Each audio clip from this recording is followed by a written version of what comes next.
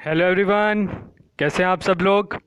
तो here is the lecture number 6 for journal entries. Lecture number 5 में हमने journal entries की बेसिक एंट्रीज के बारे में सीखा था। आज थोड़ी सी ऊपर लेवल करते हैं, जिसमें हम सीखेंगे डिस्काउंट की एंट्रीज कैसे करनी है, बैड डेब्ट्स की एंट्री कैसे करनी है, रिकवरी ऑफ बैड डेब्ट्स कैसे करनी है, उनकी जर्नल एंट्रीज के बारे में सीखेंगे। तो मैं यही कहूँगा, आपके सभी टाइम बड़ा है, ये मत सोचें एग्ज़ाम अभी हो जाएगा। मिनिमम आप ऐसे रखें कि 2 मंथ्स तो हैं आपके पास, ऐसी कोई बात नहीं है।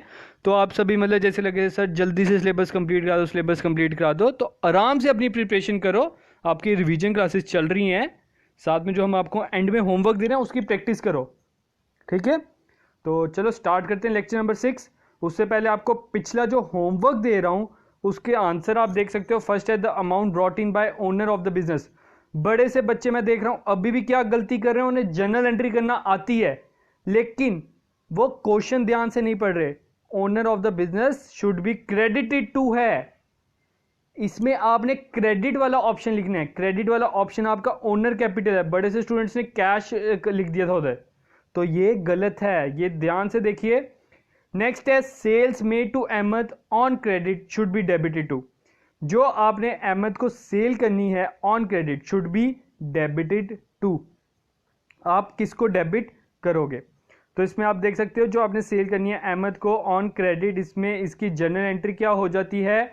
आपके पास कैश तो आया नहीं, क्या आपके पास से सामान गया तो टू सेल हो जाएगा, ठीक है। और ऊपर क्या आएगा, जिसको आपने उधार पर बेचा है डेबिट द रिसीवर, तो अहमद को हम ऊपर लिख देंगे Ahmed account debit to sales account. अब उन्होंने क्या बोला है, व्हाट शुड बी डेबिटेड, तो डेबिटेड आपका अहमद होगा, ये चीज आपने ध्यान देनी है, ठीक है। अब बढ़ते हैं आज के बारे में, जो आज हमने थोड़ी सी जर्नल एंट्रीज पढ़नी है जो हम पढ़ेंगे इसमें। तो थोड़ा सा ऊपर लेवल किया हमने। पहला आ रहा है सैलरी पेड टू राम ₹100। पहली एंट्री क्या बोल रहा है, salary paid to Ram ₹100।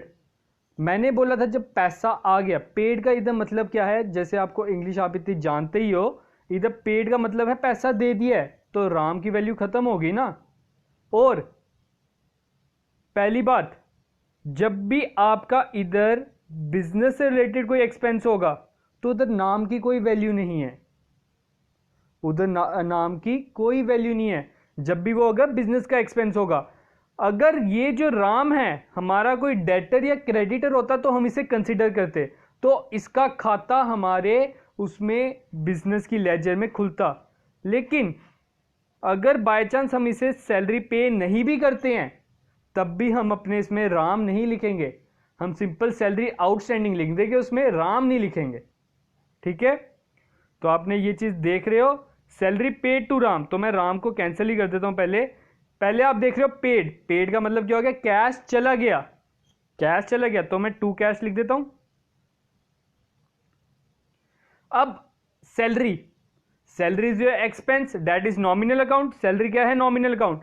Nominal account का रूल क्या कहता है, debit the expense and losses credit the income and gain. तो मैं सैलरी को क्या करूंगा, debit, salary account debit to cash.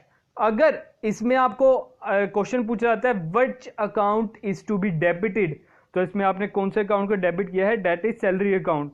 उधर आपका राम अकाउंट डेबिट नहीं हुआ, मानना कि आपने राम को पैसे दिए हैं, लेकिन salary is your business expense, not Ram के साथ आपकी कोई डीलिंग है, उसने आपको सर्विस प्रोवाइड की है। नेक्स्ट है सोल्ड गुड टू शाम ₹100 एंड ट्रेड डिस्काउंट 10%। अब आगे जितनी भी ट्रांसैक्शन है 3-4, तो उसमें मैंने क्या रखा है, सीक्वेंस वाइज रखा है ताकि आपको ट्रेड डिस्काउंट और कैश डिस्काउंट में डाउट क्लियर हो जाए। हमने जब अकाउंटिंग टर्म्स के बारे में पढ़ा था उधर हमने 2 तरह के डिस्काउंट पढ़े थे, that is trade discount and cash discount. आप सभी को याद होगा, या आप पुरानी पीडीएफ हमारी खोलकर देख सकते हो, तो मैंने साफ साफ लिखा हुआ है कैश डिस्काउंट को हम अकाउंट्स में लिखते हैं, but trade discount is not shown in account.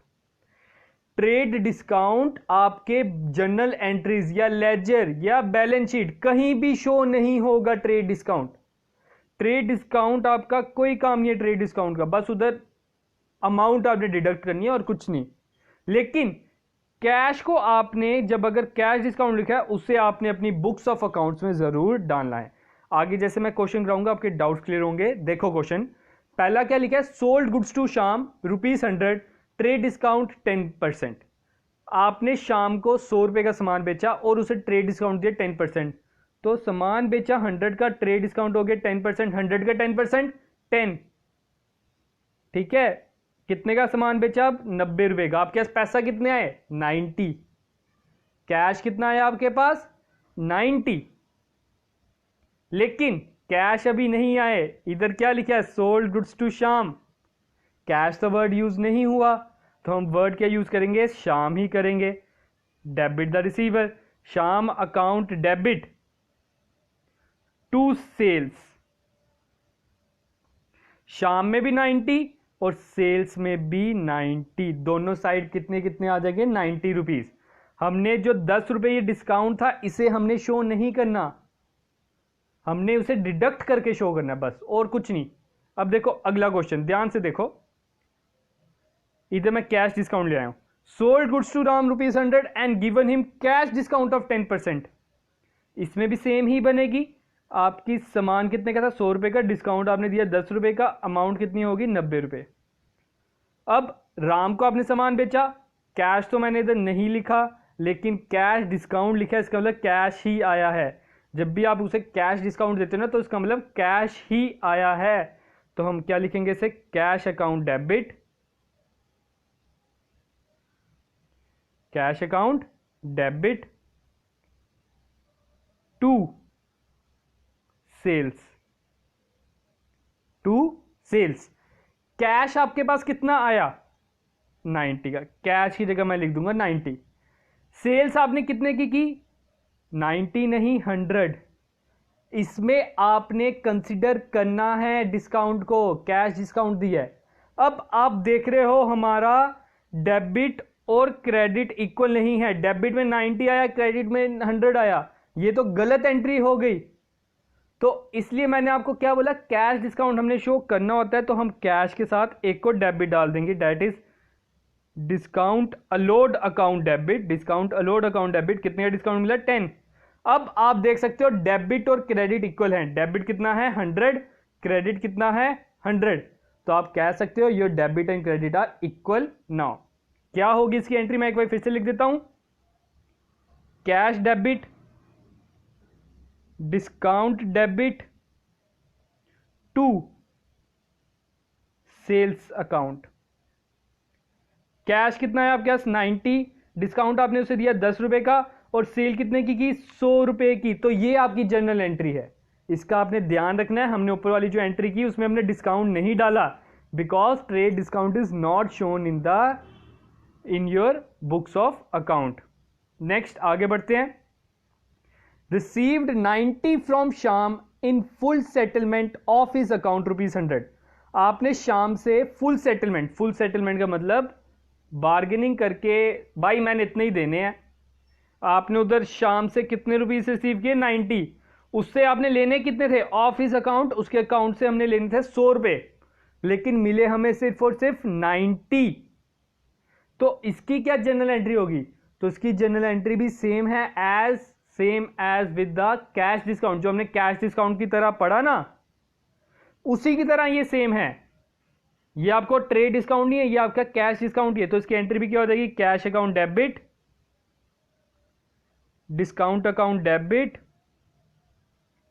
To sales. ठीक है, तो इधर आप सेल्स तो नहीं लिख सकते, इधर आप क्या लिखोगे? शाम लिखोगे। हमें नहीं पता हमने शाम से पैसे क्यों लेने थे, क्या था हमने उसे मशीनरी बेची हो। इधर सेल तो बात बोली नहीं है, तो हम शाम के अकाउंट से काटेंगे। कैश कितना है? 90, डिस्काउंट हमने उसे दिया 10, और शाम से हमने लेने थे 100 रुपए, और here debit is equal to credit आपका हो गया। Next, sold goods of price list 100 to Ram for trade discount 10% and cash discount 5%। इसमें मैंने क्वेश्चन ले आया हूं, उसमें ट्रेड डिस्काउंट भी ले आया हूं, कैश डिस्काउंट भी ले आया हूं। पहले हम ना कैलकुलेशन कर लेते हैं। आपने 100 रुपये की प्राइस लिस्ट थी, उस पर 10% डिस्काउंट दिया, ट्रेड डिस्काउंट, तो आपकी अमाउंट होगी 90 रुपये। फिर आपने कैश डिस्काउंट दिया, जो आप कैश डिस्काउंट दोगे वो ट्रेड डिस्काउंट के बाद में माइनस करोगे, ठीक है। ये तो 10 रुपये बिजनेसमैन ने अपनी मनमर्जी से दिया। अब जो हम खरीदने वाले हैं, हम अपनी बार्गेनिंग करके उससे और सस्ता कराया और 5% और डिस्काउंट ले लिया। 90 रुपये का 5% कितना हो जाएगा? 4.5।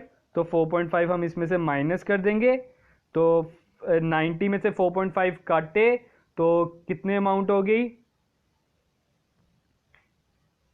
85.5, ठीक है। अब एंट्री करते हैं। एंट्री करेगी cash debit, discount debit to sale, ठीक है। कैश कितना आया आपके पास? कैश आपके पास आया 85.5 का। डिस्काउंट आपने कितना दिया? डिस्काउंट कौन सा? Cash discount. कैश डिस्काउंट हमने उसे दिया 4.5 का। और सेल कितने की हमने? 90 की, ना कि 100 की। 100 की सेल नहीं की, ट्रेड डिस्काउंट माइनस करके हमने सेल में डालना है, ठीक है। होप कि ये क्लियर अप हो गया होगा। अब आगे बढ़ते हैं हम। आगे आपके लिए है 500। अब हम बैड डेब्ट्स के आगे पढ़ने वाले हैं, ठीक है। बैड डेब्ट्स की कैसे हमने जनरल एंट्री करनी है। 500 is to receive from Ram but he declared insolvent. मैंने आपको इंसॉल्वेंट का मीनिंग बताया था। क्या था इंसॉल्वेंट का मीनिंग? जो कंगाल हो गया, जब उसकी लायबिलिटी ज्यादा है एसेट से, उसको हम बोलेंगे insolvent. And are dept become डेप्ट, और इस कारण हमारा जो ये उधार था उसके ऊपर, उसका जो उधार था सॉरी हम पर, वो बैड हो गया, बुरा हो गया, मतलब बैड डेप्ट हो गया, ये पैसा हमारा डूब गया, ठीक है। अब आपको पता है बैड डेप्ट क्या है हमारा? Bad dept is your loss. Bad डेप्ट क्या है आपका? लॉस। तो इसमें लॉस किस में आता है? नॉमिनल अकाउंट में। Debit all losses and expenses. तो बैड डेप्ट को हम इस एंट्री में क्या करेंगे? डेबिट। बैड डेप्ट अकाउंट डेबिट टू, किसका बैड डेप्ट हुआ है बंद? हमने इधर डेटर का नाम लिखना है अपने, लेकिन डेटर का इधर नाम पता है तो हम राम लिख देंगे। अगर नहीं पता होता तो हम अकाउंट रिसीवेबल भी आ सकता है या डेटर अकाउंट भी आ सकता है, आपने ऑप्शन के अकॉर्डिंग ले लेना है। तो बैड डेप्ट कितना आ जाएगा? 500, और इधर भी 500, ठीक है। ये एंट्री है for your bad debts. Next है Sam who owed 100 is declared insolvent, only 60% could be recovered. उससे सिर्फ और सिर्फ 60% ही हम रिकवर कर सके। मतलब 100 रुपया हमने उससे लेना था, 60 रुपीज आया, 100 का 60% कितना हुआ? 60। तो 40 रुपये हमारा डूब गया, 40 रुपये हमारा डूब गया। अभी हमने बैड डेप्ट की क्या एंट्री की? बैड डेप्ट अकाउंट डेबिट टू सैम। कितना पैसा डूबा?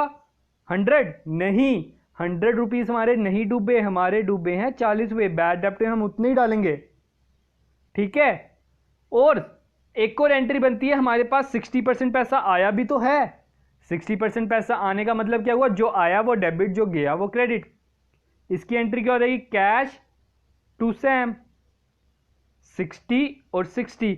अब ये दो एंट्री हमने कर दी। इन दोनों एंट्री को आपने जब जोड़ना है ना, तो कैसे जोड़ना है? देखो, इधर भी 2 सैम है, इधर भी 2 सैम है, तो ये दोनों सैम इकट्ठे हो जाएंगे और दोनों डेबिट को आपने लिखना है।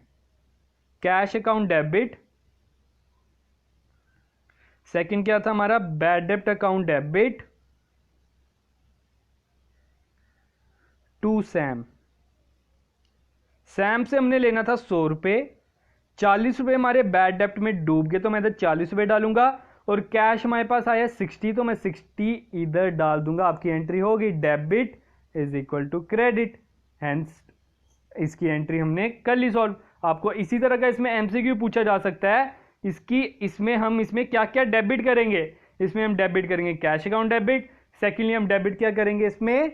Bad debts account debit. Bad debts में कितना आएगा? 40%, दैट इज 40 रुपीज। और कैश में कितना आएगा 60%, दैट इज 60 रुपीज। आगे बढ़ते हैं।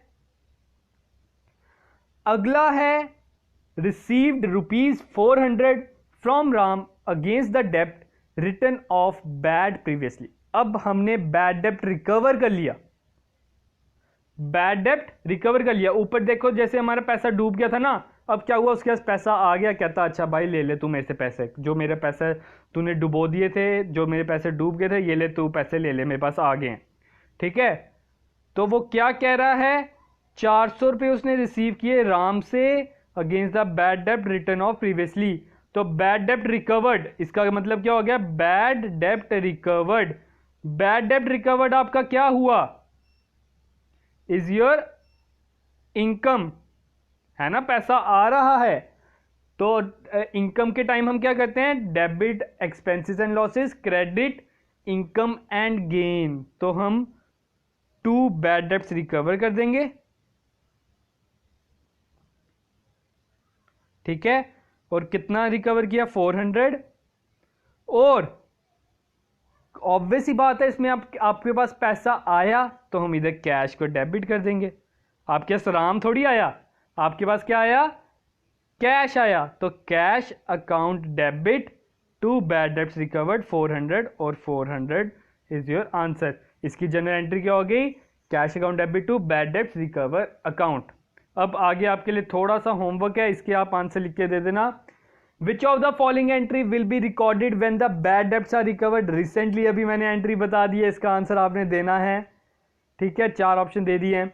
नेक्स्ट है the usual sequence of steps in the transaction recording. आप किस तरह से रिकॉर्डिंग करते हो ट्रांजैक्शन की, उसका प्रॉपर सीक्वेंस को टिक करना है। Analyse journal ledger, journal ledger analyse, ledger journal analyse की, जनरल एनालाइज और लेजर, इनमें से आपने सही ऑप्शन चुनना है। और जाने से पहले मैं आपको बता दूं, ये हमारे different social media handlers, IG commerce classes के नाम से फेसबुक पे एक पेज है जहां पे आप हमें फॉलो कर सकते हो, और आपकी कोई भी क्वेरी आप हमें उधर मैसेज सेंड कीजिए, आपको रिप्लाई ज़रूर मिलेगा। सेकेंडली, हमारा आईजी कॉमर्स क्लासेस के नाम से एक टेलीग्राम चैनल भी है जहां पे हमारा वीकली क्विज कंपटीशन भी होता है, दोनों के लिंक आपको डिस्क्रिप्शन में प्रोवाइडेड हैं। और मैं ये बता दूं, ये एक ह्यूमन टेंडेंसी है कि बड़े से स्टूडेंट्स कहते हैं, हेक्टिक में चल जाते हैं, sir please complete syllabus, fast fast fast. भाई आराम से करो, कोई ज़्यादा जल्दी नहीं है। जितनी आप तेज़ी से भगाओगे, पिछला जो आपने किया हुआ वो भी भूल जाओगे।